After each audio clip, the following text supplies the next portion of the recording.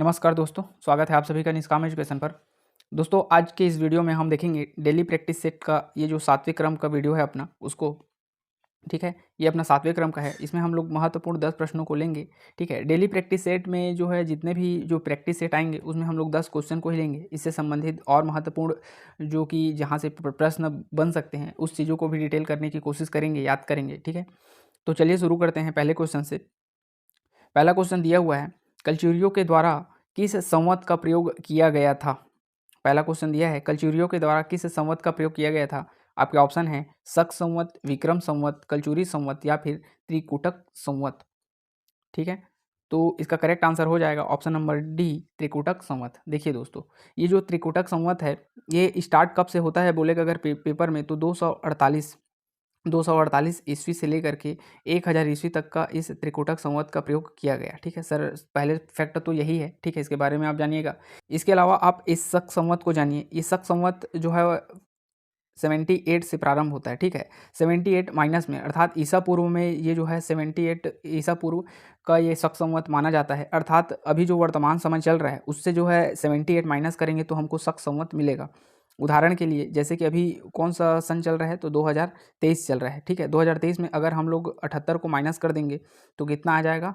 78 को माइनस करेंगे तो ये पाँच हो जाएगा, ये 4, 1945। ठीक है, तो ये 1945 हमारा एक्चुअल में वर्तमान का शक संवत कहलाएगा। अर्थात शक संवत जहाँ भी आए उसमें जो है 78 माइनस किया जाता है वर्तमान के ईयर से। ठीक है, वहीं देखते हैं ये जो है विक्रम संवत। विक्रम संवत का मतलब होता है 57 प्लस करना है। ठीक है, 57 ईस्वी को हम लोग जोड़ते हैं। ठीक है, ये जो है विक्रम राजा जिसे विक्रमादित्य चंद्रगुप्त द्वितीय गुप्त वंश के शासक है, उनके द्वारा इसे प्रारंभ किया गया था। उनके प्रमुख जो खगोल शास्त्री थे जिनका नाम क्या था, वराह मिहिर। ठीक है, वराह मिहिर, इन्हीं के द्वारा जो है यह विक्रम संवत को शुरुआत करने का श्रेय भी इनको जाता है। ठीक है, प्रमुख जो है खगोल शास्त्री गणितज्ञ थे ये। तो जो वर्तमान का समय है अर्थात 2000 अभी 23 चल रहा है, इसमें हम जो है 57 को प्लस करेंगे तो कितना ईयर आ जाएगा, कौन सा साल चलने लगेगा इसमें, तो 2080 का समय चलने लगेगा। तो अभी वर्तमान का जो विक्रम संवत है वह 2080 में गिना जाएगा। अर्थात जब विक्रम संवत बोले तो 57 प्लस करना है वर्तमान समय में, और शक संवत बोले तो 78 माइनस करना है वर्तमान समय में। इस प्रकार हमारा शक संवत और विक्रम संवत भी निकल जाएगा। ठीक है, यहाँ पर अपना करेक्ट आंसर हो जाएगा ऑप्शन नंबर डी, कलचुरी जो है त्रिकुटक संवत का प्रयोग करते थे, जो कि 248 ईस्वी से लेकर के 1000 ईस्वी तक का एक्टिव रहा चला। ठीक है, तो बढ़ते हैं अपने अगले क्वेश्चन पर। ये सभी महत्वपूर्ण फैक्टों को आप याद रखिएगा। ठीक है, आप मुझे कमेंट करके ये बताइएगा। देखिए, विक्रम संवत जो है किनके द्वारा प्रारंभ किया गया था, मैंने आपको बताया। आपको बताना है ये शक संवत किनके द्वारा प्रारंभ किया गया था। ठीक है, तो बिल्कुल आप इसे कमेंट करके बताइए। ठीक है, कमेंट करके बताइए शक संवत किनके द्वारा प्रारंभ किया गया था। बढ़ते हैं अगले क्वेश्चन पर। दूसरे नंबर का क्वेश्चन दिया है, कलचुरी छत्तीसगढ़ में कलचुरी वंश की नींव रखने का श्रेय किसे जाता है। कलचुरी वंश में जो है कलचुरी वंश का नींव रखने का श्रेय किसे जाता है छत्तीसगढ़ में। तो आपका ऑप्शन है कलिंग राज, कमल राज, कुकल देव या इनमें से कोई नहीं। तो आपका करेक्ट आंसर क्या हो जाएगा, आपका करेक्ट आंसर होगा ऑप्शन नंबर ए, कलिंग राज। देखिए, कलिंग राज ने जो है 1000 ईस्वी में क्या किया था, तुम्माड़ जानते हैं आप सभी, कोरबा के बगल साइड में पड़ता है। ठीक है, तुम्माड़, वहाँ पर जो है किलेबंदी करवा करके तुम्माड़ में जो है अपना राजधानी बनाया था, और वहीं से ही 1000 ईस्वी में शासन करना शुरू किया था। और कलचुरी वंश का नींव रखने का श्रेय कलिंग राज को ही जाता है। ठीक है, इस देखिए, ये कलिंग राज जो है वह कलचुरी वंश से था और कलचुरी वंश का नींव रखा था। ये सभी की जानकारी जो है हमको अमोदा ताम्रपत्र से प्राप्त होता है। इसे भी आप याद रखिएगा। कौन से ताम्रपत्र से, अमोदा ताम्रपत्र से। अमोदा ताम्रपत्र किसका है, तो पृथ्वीदेव द्वितीय। ठीक है, पृथ्वीदेव द्वितीय का ये जो है अमोदा ताम्रपत्र है, इसी से हमको जानकारी मिलता है इसके बारे में। ठीक है, बढ़ते हैं अगले क्वेश्चन पर। अगला क्वेश्चन है तीसरे नंबर का क्वेश्चन, देखते हैं। कलचुरी वंश के किस शासक का एकमात्र उल्लेख अलबरूनी ने अपनी किताब में किया है। देखिए, बहुत ही मोस्ट इंपॉर्टेंट क्वेश्चन है। कलचुरी वंश के किस शासक का एकमात्र उल्लेख अलबरूनी ने अपनी किताब में किया है। तो इसका करेक्ट आंसर हो जाएगा कलिंग राज। ठीक है, करेक्ट आंसर क्या हो जाएगा, कलिंग राज। यही जो है वो कलचुरी वंश का संस्थापक था, तुम्बाड़ से शासन करना शुरू किया था 1000 ईस्वी में। ये अलबरूनी ने अपने किताब में, जिसका किताब का नाम है किताब उल हिंद। ठीक है, किताब उल हिंद इस किताब का नाम है, जिसे तहकीक ए हिंद भी कहते हैं। ठीक है, बढ़ते हैं अगले क्वेश्चन पर। महिषासुरमर्दिनी माता मंदिर लाफागढ़ किनके द्वारा बनवाया गया था? तो देखिए बहुत ही अच्छा क्वेश्चन है। महिषासुरमर्दिनी माता अर्थात दुर्गा माता की बात हो रही है, ठीक है। इसका मंदिर जो है लाफागढ़ में किनके द्वारा बनवाया गया था? देखिए दोस्तों, ये महिषासुरमर्दिनी माता मंदिर जो है वह 2 जगह में बनवाया गया है, ठीक है। एक तो है आपका लाफागढ़ और एक है आपका चैतुरगढ़, ठीक है। देखिए ये जो महिषासुरमर्दिनी माता का मंदिर है लाफागढ़ में जो बनवाया गया था वो किनके द्वारा बनवाया गया था? तो कलिंग राज के द्वारा बनवाया गया था, ठीक है। कलिंग राज के द्वारा बनवाया गया था।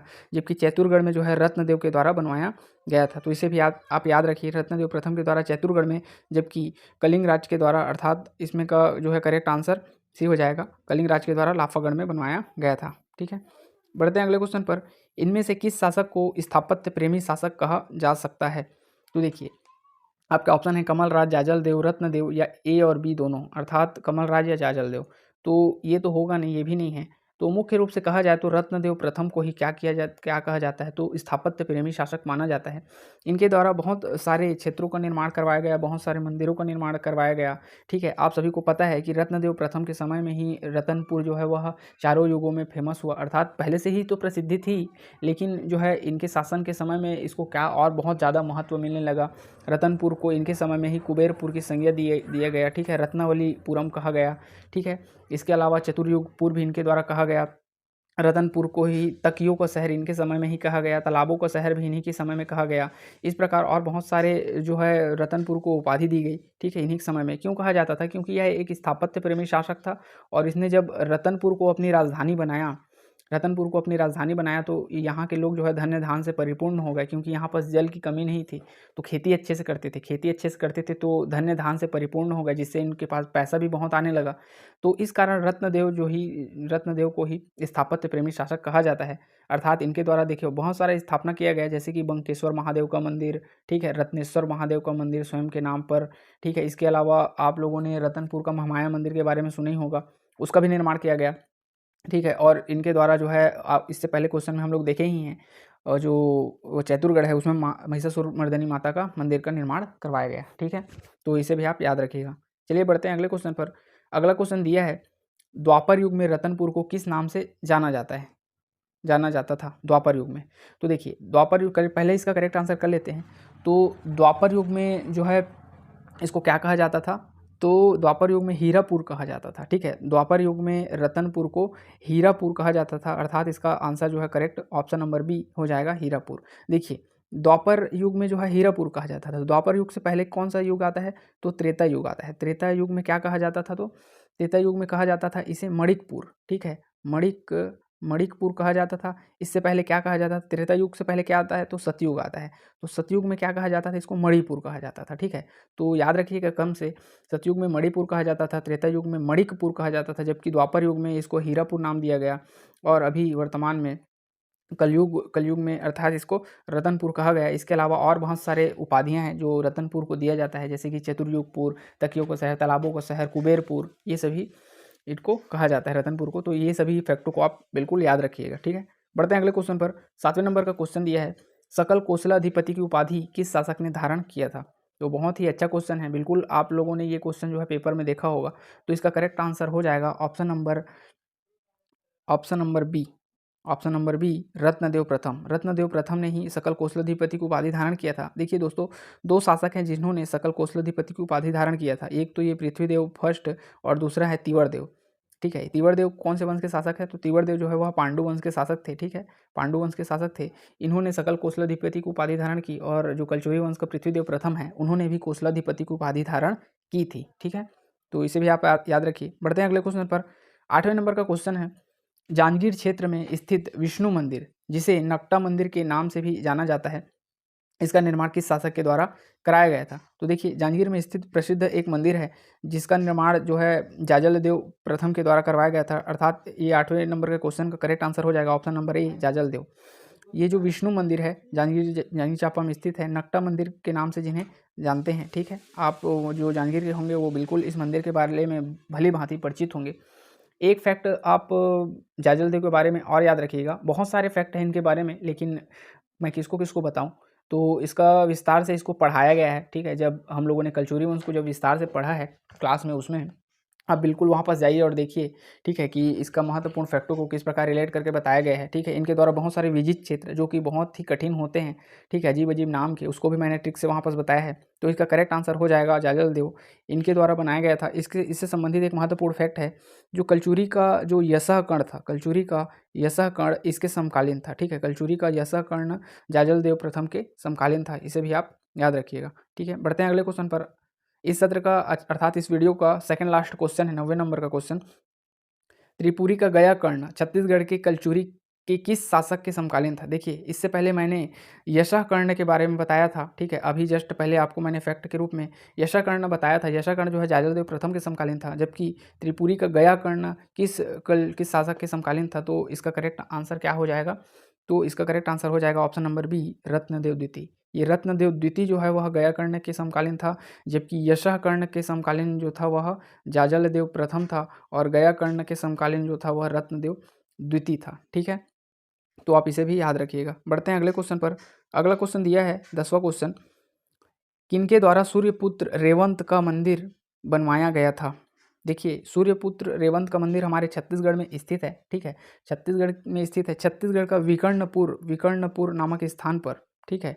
विकर्णपुर नामक स्थान पर जो है ये जो सूर्यपुत्र रेवंत का मंदिर स्थित है, ठीक है। इसका निर्माण जो है वह वल्लभ राज के द्वारा करवाया गया था, अर्थात इस 10वें नंबर के क्वेश्चन का करेक्ट आंसर हो जाएगा ऑप्शन नंबर बी, वल्लभ राज। वल्लभ राज कौन था? तो रत्नदेव द्वितीय का क्या था? ये सामंत था, ठीक है। रत्नदेव द्वितीय का यह सामंत था। रत्नदेव द्वितीय के बाद शासक हुआ पृथ्वीदेव, तो पृथ्वीदेव के समय में भी इस जग वल्लभ राज जो है उसका सामंत बना रहा, और रत्नदेव के समय में तो बना ही था, ठीक है। रत्नदेव के समय में तो ये था ही, इसी के समय में इसने सूर्यपुत्र रेवंत का मंदिर का निर्माण करवाया था।